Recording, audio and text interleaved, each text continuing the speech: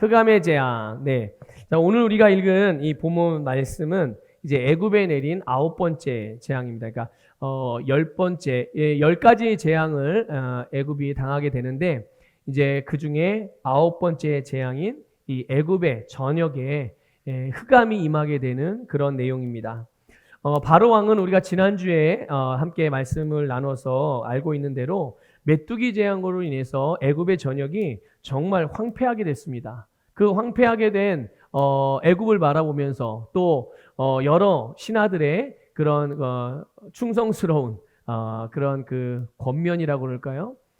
그런 그 말들을 통해서 보고를 통해서 이제 바로 왕이 이스라엘 백성들을 내보내겠다고 그렇게 말을 합니다. 그러나 문제가 해결되고 나니까 모세가 기도함을 통해서 그렇게 정말 땅바닥조차도 보이지 않았던 그만큼 가득했던 그 메뚜기 떼가 순식간에 사라지게 돼요. 이제 문제가 해결된 거죠. 그랬더니 바로가 어떻게 합니까?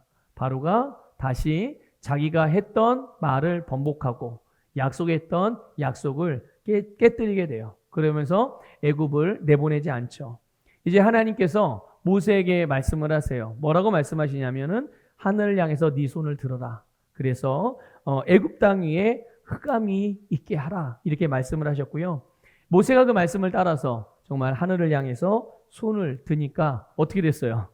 우리 오늘 말씀에서 본 대로, 본문에서 본 대로 캄캄한 흑암이 3일 동안 애굽 온 땅에 임하게 되었습니다. 자, 그런데 이거를 그냥 사람들은 생각하기를 그냥 자연적인 현상으로 생각을 해요. 자연적인 생각으로 생각하는 사람들이 많이 있어요. 학자들 가운데도 그런 사람들도 있고요. 그래서 우리 뭐 일식, 월식 이런 거 있잖아요. 그래서 그런 게 오게 되면 막 밤이 환해지기도 했다가 또 대낮이 막 캄캄해지기도 했다가 그런 자연현상이라고 생각을 하거든요. 그런데 이 애굽에 임한 흑암은 자연현상이 아니었어요.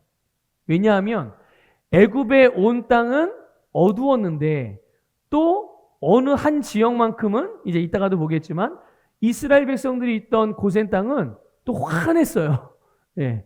그러니까 이게 참 하나님께서 일하시는 역사시죠. 그런데 그 어둠이 얼마나 어두웠던지, 그 어둠이 얼마나 캄캄했던지 마치 앞을 볼 수 없는 시각장애인들, 그러니까 눈이 전혀 볼 수 없는 시각장애인들이 마치 더듬거리면서 다니는 것처럼 그렇게 사람들이 더듬더듬해서 다녀도 정말 그게 다니는 것이 온전치 않은 그 정도로 캄캄했다는 것이죠. 그러니까 사람들이 눈은 떴지만 앞을 볼 수가 없는 거예요. 게다가 길이 있음에도 불구하고 길이 어딘지를 몰라서 그 길을 갈 수 없는 상태. 이것이 애굽에 내린 흑암의 재앙으로 말미암아 바로 왕을 비롯해서 애굽 사람들이 겪게 되어지는 그런 삶이었단 말이죠. 아니 당시에는 뭐 전기는 당연히 없었을 거지만 등잔불이나 횃불이 있었을까요? 없었을까요? 있었어요. 그냥 불 켜서 비추면 보이지 않겠어요? 그런데 희한하게도 불을 켜도 횃불을 켜도 또 뭐 등잔불을 켜도 사람이 인위적으로 만든 어떤 빛을 만들 수 있는 도구라 할지라도 그 도구를 사용해도 전혀 이 어둠을 밝히는 데는 눈곱만큼도 도움이 안 됐다는 거예요. 그러니까 사람들은 이 등잔불을 사용하고 횃불을 사용함에도 불구하고 계속 더듬거리면서 다녀요. 예. 그러니까 이것이 단지 물리적이거나 자연적인 어둠이 아니라 초자연적이면서 동시에 영적인 어둠이었기 때문에 자연적인 어떤 것으로도 이 어둠의 상황을, 흑암의 상황을 바꿀 수가 없었다는 것을 여러분들 기억하시기를 바랍니다. 여러분, 사람들이 더듬어 가면서 다녔다는 그런 말씀. 결국은 사람들이 빛이 없는 어둠 가운데서 있을 때는 결국은 아무런 노력과 어떠한 애씀과 어떠한 세상에 속한 것들로도 그 인생을 밝혀줄 수 없었다는 거죠. 그러니까 이 흑암의 재앙은 사실 영적인 어둠을 의미하는 거예요. 영적인 어둠. 성경에는요, 흑암과 이 어둠, 흑암, 어둠과 관련된 내용들이 많이 나옵니다. 성경의 전체를 보게 되면 많이 나오는데 아주 소수의 몇 번의 경우를 제외하고 나면 나머지 내용들은 다 이 흑암, 어둠, 밤, 캄캄함 이런 의미가 상징하는 의미가 이 표현들이 상징하는 영적인 의미가 공통적으로 있어요. 그게 뭐냐 하면 하나님과의 관계가 끊어진 상태 또는 하나님의 다스림을 받지 않는 상태, 하나님의 부재 상태, 영적인 죽음의 상태 이런 것들을 말할 때 흑암, 또 캄캄함, 어둠, 밤 이런 표현들을 통해서 영적인 어둠의 상태가 어떤 의미인지를 가르쳐 주고 있는 거죠. 여러분 바로 왕은 하나님을 경외하지도 않아요.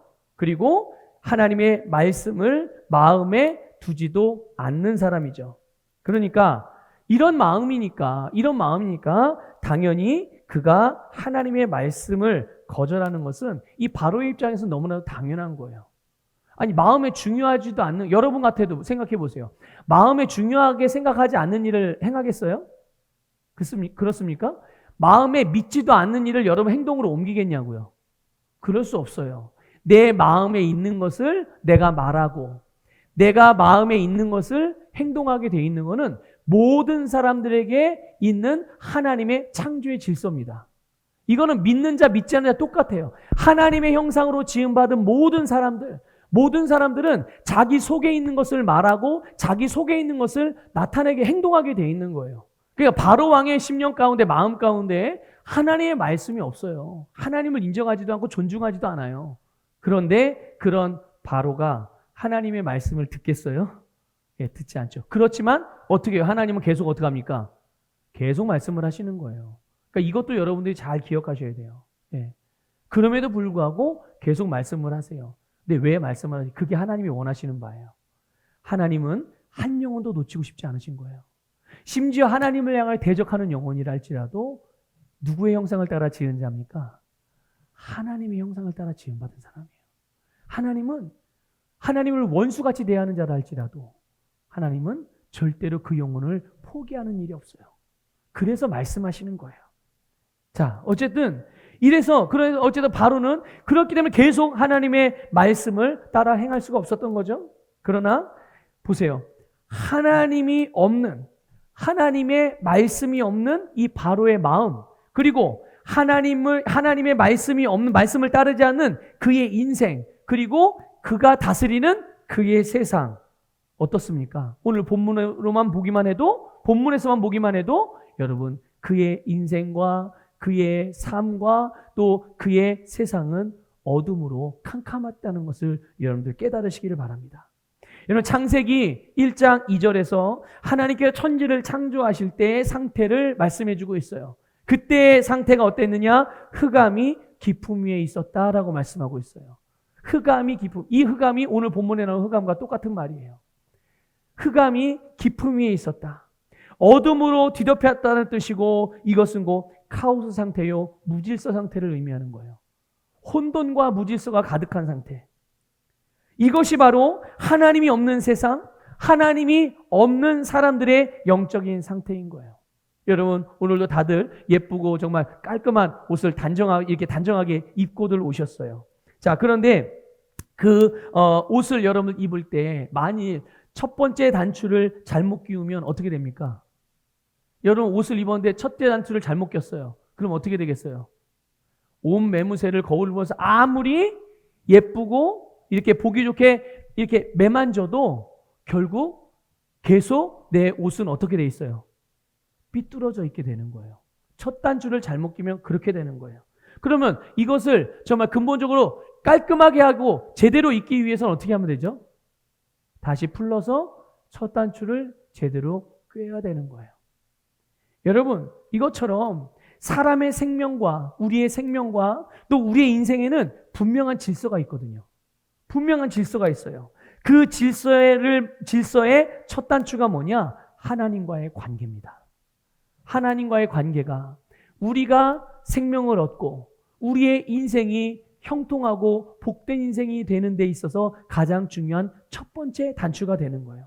하나님과의 바른 관계, 하나님 아버지와 자녀인 우리의 관계에서부터 사람은 하나님께서 주신 생명을 가지고 우리 하나님과 같이 우리가 기능하면서 승리하는 인생으로 살 수 있게 되는 거예요. 우리가 어떻게 하나님과 같이 삽니까? 우리가 어떻게 하나님의 생명을 가지고 삽니까? 그것이 바로 하나님과 우리와의 관계가 바르게 될 때예요. 그 관계가 어떤 관계입니까? 하나님은 나의 아버지가 되시고 나는 하나님의 자녀가 되는 관계예요. 하나님으로부터 태어나는 관계. 그런 관계가 되었을 때 거기에서부터 바로 우리의 인생에는 정말 영적인 질서 있는 그런 삶이 시작될 수가 있는 거죠. 여러분, 사람의 삶에서 그리고 이 세상에서 우리가 원치 않는 우리를 고통스럽게 만드는 모든 문제들의 시발점, 그게 어디에서 시작된 것입니까? 바로 하나님이 없는 것에서 시작된 거예요. 하나님을 부인한 것에서 시작된 거예요. 하나님의 말씀을 거절하고 불순종한 것에서 시작된 것이 바로 모든 인생들과 이 세상이 당하는 고통스러운 그런 여러 가지 어려움들이라는 것이죠. 그러니까 하나님과의 관계가 단절되고 깨진 것에서 모든 문제가 시작된 거예요. 여러분 이것을 꼭 기억하고 계시길 바라요. 인생의 모든 문제는 하나님과의 관계가 어떠하냐에 따라서 달라지는 거구나. 여러분 이것을 분명히 아셔야 합니다. 그래서 하나님과의 관계가 깨진 것, 하나님과의 관계가 단절된 것, 이것을 성경은 영원한 사망이라고 말했고 이것이 바로 영적인 죽음을 의미하는 거예요. 그러니까 아담과 하와가 하나님께서 먹지 말라고 말씀하신 선악을 알게 하는 나무를 사탄이 거짓말로 속이는 그 속임수에 넘어가서 먹었어요. 하나님은 먹지 말아라. 사단은 먹어라. 누구의 말을 선택한 겁니까? 하나님의 말은 거절하고 사탄의 말을 선택한 거예요. 그러자 그들에게 임한 것이 무엇이냐? 죽음이라는 것이죠. 그런데 죽었는데 이 아담과 하와는 여전히 에덴 동산에 살고 조금 있다 쫓겨나가지고 그래도 계속 살고 있어요. 그래서 뭐 죽지 않았네 이렇게 생각을 하죠. 그런데 성경에서 말하는 그 죽음은 어떤 죽음입니까? 영적인 죽음이에요. 그런데 여러분 이 영적인 죽음이 영적인 상태로만 남아있는 게 아니에요. 영적인 것은 반드시 이 물리적인 자연적인 세계의 열매로 나타난다는 걸 아셔야 돼요. 그래서 이 영적인 죽음이 결국은 무엇의 죽음으로 오게 되는 겁니까? 사람의 몸의 죽음으로 오게 된 거예요. 몸의 죽음이 먼저가 아니라 영의 죽음이 먼저예요. 하나님과의 관계가 끊어지고 나니 그 다음에 일정 시간이 지나고 나면 사람의 몸이 죽음에 이르게 되는 것이죠. 마찬가지. 이거 여러분, 이 반대의 상황을 그럼 긍정적인 것들을 볼까요? 좋은 것들. 여러분, 하나님께서 우리에게 모든 축복을 주셨습니다. 그 축복을 여러분 물리적인 세계입니까? 영적인 세계입니까? 영적인 세계 안에서 하나님의 나라 안에서 바로 우리의 진짜 내 몸 안에 살고 있는 내 영, 거듭난 내 영 안에 모든 것을 주셨어요. 그러면 이제 이 하나님의 영적인 원리를 따라서 어떻게 되는 거예요? 이 영적인 것은 반드시 어떻게 된다고요? 삶에서 열매로 나타나게 된다고요. 내 영 안에 있는 것들을 내 삶에 풀어놓게 됐을 때 내 영 안에 있는 이 좋고 아름다고 풍성하고 형통한 아름다운 것들이 생명에 속한 것들이 우리의 삶에 열매로 나타나게 된다는 것을 믿으시길 바랍니다. 결국 여러분 아담은 어떻게 해서 사람은 육신의 몸의 죽음에 이르게 된 것입니까? 그 안에 있는 영원한 사망 그리고 그 사망을 따라서 사망이란 열매를 맺을 수밖에 없는 그런 일들을 행하는 거죠. 그것을 여러분 죄의 본성이라고 말하는 거예요. 죄의 본성을 따라서 행하다 보니 결국은 그 속에 있는 사망의 저주와 사망의 저주의 영향을 받는 그 또한 영원한 사망이 결국은 육신의 사망의 열매를 맺게 되는 거예요. 여러분 결국 하나님과의 관계가 단절된 것이 결국은 영원한 사망이고 오늘 본문에서 말씀하고 있는 이 흑암의 의미인 거예요. 여러분 오늘 본문 23절에 보면 이렇게 흑암이 덮이니까 애굽 사람들이요 서로를 볼 수 없어요. 알아볼 수 없게 된 거예요. 아니 좀 전까지만 해도 이렇게 그냥 서로 얼굴을 보면서 이야기를 해서 이 사람이 누구고 저 사람이 누군지 다 알아봤는데 이제는 아예 볼 수가 없는 거예요. 누가 누군지. 목소리는 들리는데 누가 누군지를 볼 수 없고 이 사람이 지금 내 어느 방향에 있는지도 볼 수 없고 게다가 자기의 자리에서 움직이는 것 또한 불가능했다는 것을 아까 말씀드렸죠. 눈이 있어도 볼 수 없고 길이 있음에도 불구하고 그 길로 갈 수 없어서 넘어지고 깨지고 그러다 결국은 낭떠러지로 떨어질 수 있는 그런 위험 가운데 그대로 노출이 되어져 있는 거예요. 여러분, 영적인 질서가 깨어진 상태, 이 영적인 어둠의 상태에서는요, 서로를 제대로 볼 수 없다는 것을 아셔야 해요. 사람에 대해서만입니까? 아니요. 모든 상황을 볼 때도 그래요. 여러분, 우리의 가정을 볼 때도 그렇고, 영적으로 어둠에 있는 상태에서는 내가 무엇을 보든 그것을 정확하게 본질적으로 볼 수가 없는 거예요. 그러니까 사람에 대해서 한번 예를 들어볼까요? 이 영적인 어둠의 상태에서 애굽 사람들이 서로를 볼 때 서로를 잘 못 알아봅니다. 제대로 볼 수 없어요. 다시 말하면 그 사람의 본질을 볼 수가 없는 거죠. 그 사람의 본질을 볼 수가 없어요. 그래서 어떻게 판단을 하느냐? 겉모양을 보고 판단하는 거예요. 아, 이 사람은 학교를 어디까지 공부했고 어느 학교를 나왔고 이 사람은 돈을 얼마나 가지고 있고 소유가 얼마나 되고 땅이 뭐뭐 차는 뭐 타고 다니고 이 사람이 어떤 회사에 다니고 연봉은 얼마를 받고 이 사람의 몸이 얼마나 건강하고 또 어디가 아프고 어떤 옷을 입었고 어떤 집에 살고 어느 지역에 살고 이런 것들을 보면서 그 사람을 판단하기도 하고 또 그렇게 대하기도 하죠. 마치 이런 거예요. 사람이 범죄한 이후에 아담이 자기와 한 몸인 아내, 누구였죠? 하와잖아요, 하와. 이 하와에 대하여 하나님께 말합니다. 이 하와에 대해서 하나님께 말해요. 그럼 좋은 말을 해야 되겠어요? 나쁜 말을 해야 되겠어요? 좋은 말을 해야죠. 하나님이 제 갈비뼈를 취해서 만든 이 아내가요, 정말 이 세상에 없어서 둘도 없는 내 몸입니다. 나와 하나입니다. 너무 감사해요. 너무 사랑스럽고 정말 이 사람이 없었으면 내가 어떻게 살 수 있었을지. 이래야 되지 않겠어요? 너무 이상적인가요? 현실하고는 달라요? 아니에요. 이게 하나님께서 우리에게 주신 내 남편이요 아내인 줄 믿으시길 바랍니다. 예. 이렇게 하나님께. 근데 보세요, 여러분. 하나님께 기도할 때 어떻게 기도하세요? 남편 이놈이 원수 같은 놈입니다, 주님. 아내 원수 같은 여자입니다, 하나님. 도대체 이런 여자를 만나게 해서, 도대체 이런 남자를 만나게 해서 하나님, 내 인생이 이렇게 됐어요. 이러고 기도하는 그리스도인들이 얼마나 많은지 몰라요. 여러분. 자, 보세요. 이 아담과 하와는 한 몸이에요. 믿습니까? 하나예요. 그런데 하나님께 이 아담이 하와에 대해서 말할 때, 여러분, 선악과를 하와가 먼저 먹기는 했어요. 그렇죠? 그리고 아내가 남편을 사랑하는 마음으로 갖다 줬잖아요. 이게 독인지 약인지 모른 채. 그렇죠? 남편이 갖다. 그러면 남편은 이거에 대해서 알아요, 몰라요? 이게 뭔지. 알죠? 알죠. 그러면 어떻게 해야 됩니까? 아내에게 바른 말을 해야 되잖아요. 그렇죠? 하와 씨, 이게 먹으면 안 되는 거야. 하나님이 이거 먹으면 죽는다고 그랬어. 근데 당신 이거 먹으면 어떡해? 먹지 마. 이렇게 했었어야 맞는 거지. 그런데 하와가 아내가 주니까 그래, 당신도 먹었으니까 나도 뭐 먹지 뭐. 자, 누구 책임이에요? 이거 먹은 거는. 아담이 선악과를 먹은 거는 누구 책임입니까? 자기 책임이잖아요. 그런데 하나님께 말하는 걸 보세요. 하나님이 저에게 주신 이 여인이 나로 먹게 했습니다. 이렇게 하나님 앞에 이상한 보고를 하는 거죠.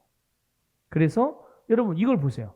아니 좀 전까지만 해도, 얼마 전까지만 해도 자기와 하나고 이는 내 뼈 중에 뼈요 살 중에 살이라고 그렇게 말했던, 그러니까 본질을 본 거죠. 이 여인이, 이 아내가 나에게 있어서 어떤 것이 영적으로 본 거예요. 완전한 본질, 하나님이 주신 완전한, 정말 완전한 그 의미, 이거를 알고 그것에 대해서 말하고 그것에 대해 그렇게 느끼고 그렇게 대하고 그렇게 살았단 말이에요. 그런데 하나님의 말씀을 거역하자 하나님과의 관계가 깨져서 영적으로 어두워지니 자기 아내를 바라보게 될 때 이제 남처럼 보는 거예요. 나를 죄짓게 만든 사람, 내가 나를 죄를 짓게 만든 죄의 원인, 그러면서 모든 책임을 이제는 상대방에게 전가시키는, 전혀 존중하지 않는. 그러니까 보세요. 영적인 어둠 가운데 있는 이들의 삶이 바로 이런 거예요. 여러분, 사람에 대해서만 그렇습니까? 아니라니까. 아까 말씀드렸잖아요. 이 세상을 바라볼 때 눈에 보이는 것, 사람들이 들려주는 이 육신의 귀로 듣는 것, 세상이 말하는 것, 세상 사람들이 행하는 것, 그러면서 조금 더 돈을 많이 버는 것 같으면 그걸로 우르르 가고, 저희 가면 조금 더 편하게 살 수 있을 것 같으면 좀 우르르 가고, 저희 가면 좀 더 즐겁고 쾌락을 즐길 수 있다면 조금 저희로 우르르 다니면서 그거를 부러워하고 그렇게 쫓아가고 그렇게 행하는 삶, 다 뭡니까? 영적인 눈이 가리워져 가지고 어두워져서 뭐가 본질인지 진짜인지, 뭐가 길인지, 뭐가 낭떠러진지, 누가 누구인지 분별할 수 없는 상태에서 살아가는 삶의 모습이라는 말이죠. 그렇기 때문에 여러분, 모든 사람이 사람답게 살고 영원한 생명으로 살고 하나님과 같이 기능하면서 승리하는 삶을 살기 위해서 그 인생에서 시작되어야 되는 이 질서의 첫 단추인 하나님과의 바른 관계가 되어져야 되는 거예요. 모든 인생은 그렇게 됐을 때 그의 인생이 환하게 빛과 같이 드러나서 모든 것들을 분별하여 좋은 것들을 선택하고 취할 수 있음을 믿으시기를 바랍니다. 그러니까 그의 인생의 영적인 질서가 바로 세워지는 것에서부터 그의 삶은 흑암과 같은 혼돈, 무질서가 다 물러가고 밝은 곳으로 나와서 명확하고 분명하고 확실한 삶을 살아갈 수가 있는 것이죠. 여러분, 23절 같이 다시 한번 볼게요. 같이 읽어보겠습니다. 시작. 그동안은 사람들이 서로 볼 수 없으며 자기 처소에서 일어나는 자가 없으되 온 이스라엘 자손들이 거주하는 곳에는 빛이 있었더라. 아멘. 애굽 전역이요, 흑암의 재앙으로, 캄캄함으로 아무것도 분간이 안 될 만큼, 그러니까 생활이 돼요, 안 돼요? 생활 자체가 안 되는 거예요. 캄캄해요. 그런 상태란 말이죠. 자, 그런데 이스라엘 자손들이 사는 이 고센 땅에는 빛이 있었다는 거예요. 환하게 빛이 비추고 있었다는 거예요. 자, 그렇게 보면 여러분, 이 당시에 흑암의 재앙이 왔다고 해서 어둠만 있었던 게 아니에요. 어둠만 있었던 게 아니라 빛도 함께 있었다는 것을 깨달으시기를 축복합니다. 만약에 진짜 다 어둠만 있었다면 이건 뭡니까? 이건 정말 멸망인 거예요. 이거야말로 진짜 심판인 겁니다. 그런데 그 가운데 빛이 함께 있었다는 거죠. 그럼 이거는 심판이나 멸망이 아닌 거예요. 돌아올 수 있는 기회가 주님으로부터 계속 제공되고 있다는 것을 볼 수가 있는 거죠. 하지만 그럼에도 불구하고 여전히 빛이 비춰지지 않는 곳에 어둠이 덮였다는 뜻이에요. 빛 가운데 나오지 않는 자들은 다 어둠의 영향력 속에서 삶이 안 되는 거예요. 인생이 안 되는 거예요. 여러분, 원래 빛이 있는 곳에는 어둠이 그 힘을 전혀 발휘할 수가 없죠. 그렇죠? 빛이 있는 곳에는 어둠이 아무리 강해도 빛 앞에서는 힘을 못 쓰는 겁니다. 어둠은. 이스라엘이 어떤 곳입니까? 이스라엘이 사는 곳이 어떤 곳이에요? 하나님이 다스리시는 곳이에요. 여러분, 이스라엘이 살던 곳이 어떤 곳입니까? 하나님의 말씀이 다스리는 곳이었어요. 하나님의 말씀이 역사하는 곳이었고 하나님의 말씀이 있었던 곳이었어요. 그렇기 때문에 그곳에 있는 이스라엘 자손들도 어둠의 영향을 전혀 받지 않았다는 것을 깨달으시길 바랍니다. 왜 이스라엘 사람들만, 왜 이스라엘 사람들이 사는 지역만 빛이 있었느냐? 거기에 하나님이 계셨기 때문이에요. 거기에 하나님의 말씀이 있었기 때문이에요. 아니 그러면 온 세상에 지금 영적인 어둠의 인생을 살아가는 사람이 이렇게 많은데 거기는 하나님의 말씀이 없는 거 아닙니까? 아니요. 있잖아요. 곳곳에 교회들이 세워져 있고 곳곳에 하나님의 사람들이 있잖아요. 빛들이 살아가고 있잖아요. 그런데 그들이 빛을 받아들이지 않기 때문에 계속 어둠의 영향을 받고 사는 거예요. 마찬가지예요. 누구든지 여러분 빛이 있음에도 불구하고 어둠을 선택해서 그 안에 머물고 있으면 결국은 그 인생은 어둠의 영향력이 그들의 삶에서 나타날 수밖에 없는 거라니까요. 자, 그런데 여기 보세요. 애굽에는 다 어둠이 있지만 이스라엘이 사는 고센 땅에만 이 하나님의 빛이 비쳤다는 거예요. 여기서 우리는 하나님의 사랑과 그분의 사랑의 행동을 볼 수가 있는 거예요. 하나님이 어둠 가운데 있는 곳에 빛을 비춰주신다는 것이죠. 여러분, 하나님이 오늘 여러분에게 빛을 비춰주심을 믿으시기를 주님의 이름으로 축복합니다. 하나님이 여러분의 가정 가운데, 하나님이 여러분이 사랑하는 여러분의 가족들 중에 아직 어둠 가운데 있는 하나님과의 관계가 깨어지거나 끊어지거나 그런 가족들, 그런 형제들, 그런 이웃들, 친지들이 있을 수 있죠. 그러나 그들에게도 빛을 비춰주신다는 것을 믿으시길 바랍니다. 그럼 왜 빛을 주십니까? 왜? 여러분, 그 빛이 바로 생명이기 때문이에요. 그 빛이 생명이에요. 모든 사람이 사는 생명의 원천, 온 세상이 흑암으로부터 모든 사망의 저주로부터 구원하는 원천이 빛이기 때문에 하나님은 그 빛을 비춰주시는 거예요. 오늘도 하나님은 흑암 가운데 영적인 어둠 가운데 사는 그 어둠의 영향력 아래에 있는 모든 사람들에게 빛을 비춰주셔서 그들로 하여금 생명과 생명이 주는 풍성한 복을 얻게 하시는 줄 믿으시길 바랍니다.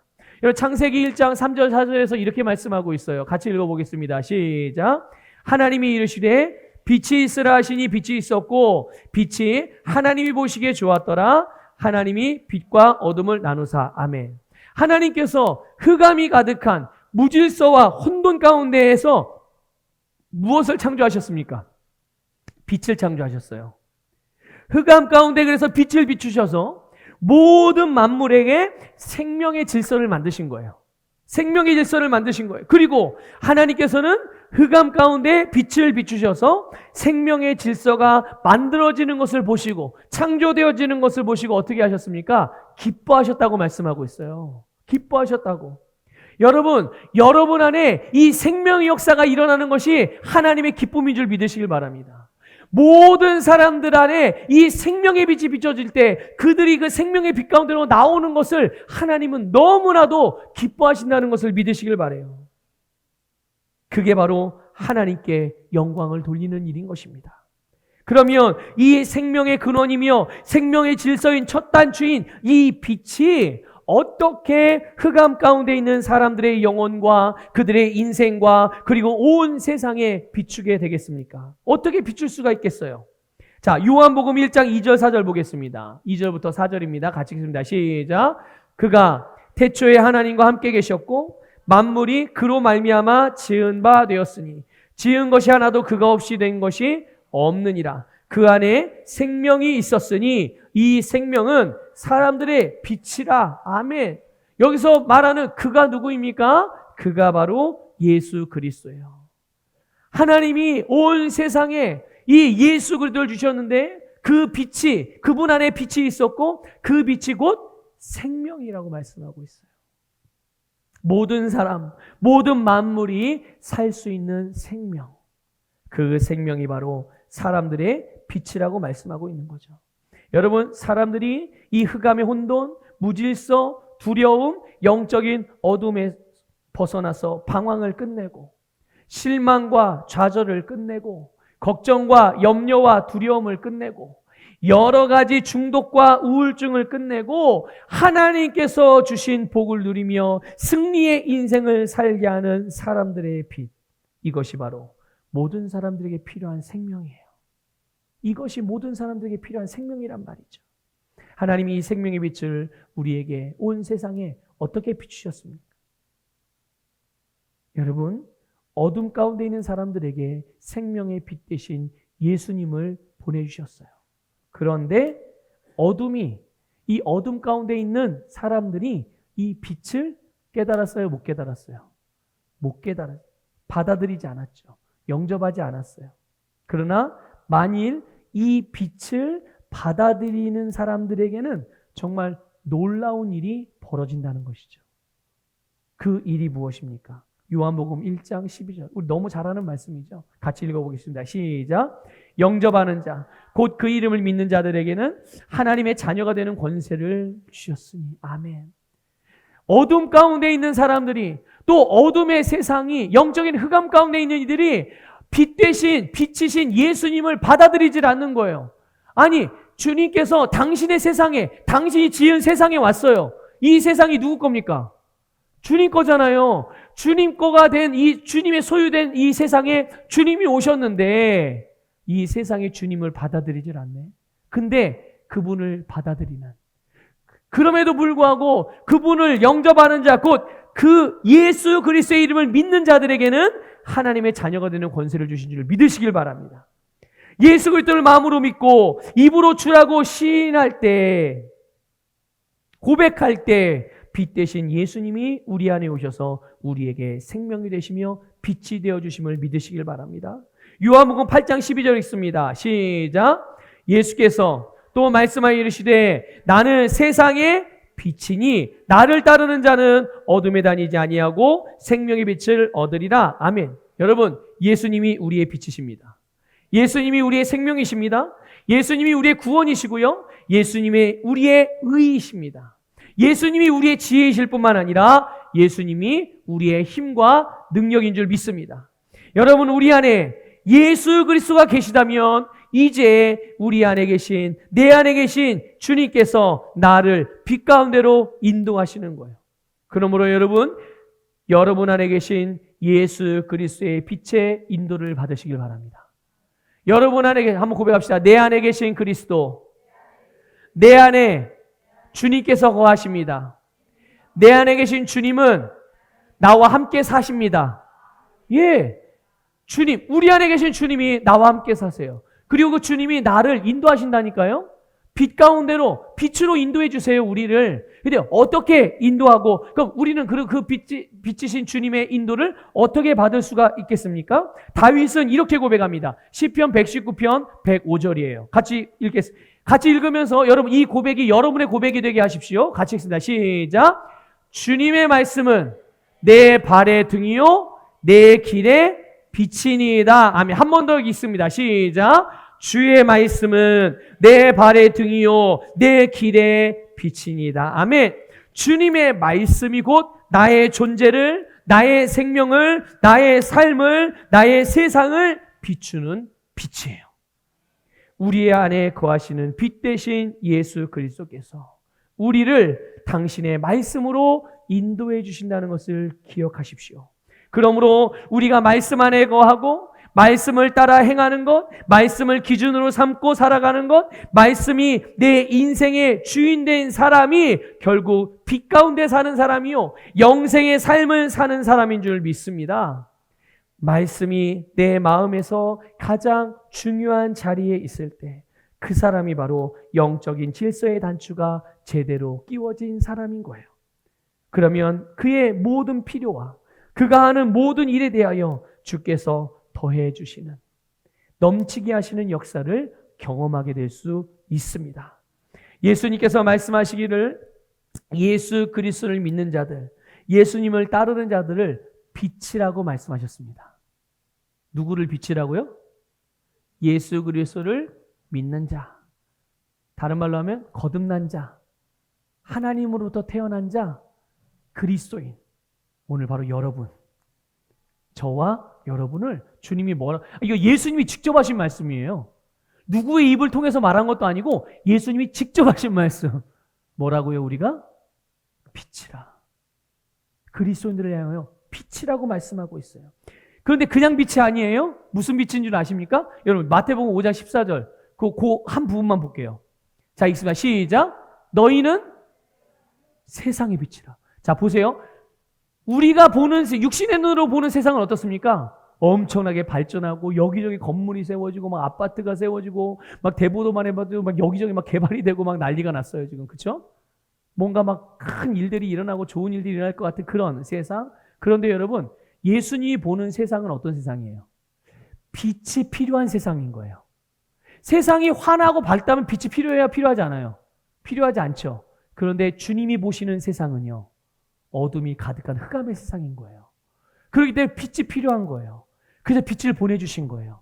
먼저는 하나님이 예수님을 보내셨고, 이제 예수님은 당신의 사명을 하시고, 이제 당신의 일을 당신을 믿고 따르는 당신의 제자들에게, 거듭난 하나님의 자녀들에게 오늘 우리에게 위임해 주셨어요. 위임해 주셔서 이제 우리가 뭐라 그래요? 너희들이 빛이라. 너희들이 빛이라. 그런데 어디의 빛이에요? 내 세상의 빛이에요. 그리스도인들이 영적인 흑암 속에 있는 이 세상에서 어떤 존재인지를 거기에 대한 정체성에 대하여 말씀하신 거예요. 여러분, 그리스도인은 세상의 빛입니다. 오늘 저와 여러분은 세상의 빛이에요. 이 세상이 어둠에서 빠져나와서 빛 가운데로 나올 수 있도록, 그들이 생명을 얻을 수 있도록 그 길을 밝혀주는 빛, 그게 오늘 저와 여러분인 줄 믿습니다. 예수 그리스도의 사도된 바울도 주님의 가르침을 따라서 에베소 성도들에게 이렇게 말했어요. 에베소 5장 8절 읽어볼게요. 시작. 너희가 전에는 어두움이더니 이제는 주 안에서 빛이라. 빛의 자녀들처럼 행하라. 아멘. 여러분, 내가 누구인지 알면 내가 어떻게 행동하고 어떻게 살고 무엇을 할 수 있는지가 분명해지죠. 그렇죠? 그래서 빛의 자녀들처럼 행하라. 그렇습니다, 여러분. 우리가 빛이기 때문에 당연히 빛의 자녀로 행동하고 빛의 자녀로 사는 것이 너무 마땅한 거 아니겠어요? 내가 빛이니까 당연히 빛을 비추는 거는 당연한 일 아니겠습니까? 그게 우리가 살아가는 삶의 방식이고 우리가 해야 될 일 아니겠냐고요. 여러분, 사랑하는 우리 성도 여러분, 하나님의 말씀으로 여러분 자신과 여러분의 세상을 비추세요. 여러분의 인생을 주님의 말씀에 내어드리세요. 여러분의 가정과 자녀를 주님의 말씀에 내어드리십시오. 여러분의 시간과 재능, 관심, 여러분의 재정, 여러분의 열정, 여러분에게 속한 모든 것, 여러분 주님의 말씀에 내어드리십시오. 여러분이 말씀에 내어드리는 만큼 생명의 빛으로 인하여 여러분을 살게 될 것입니다.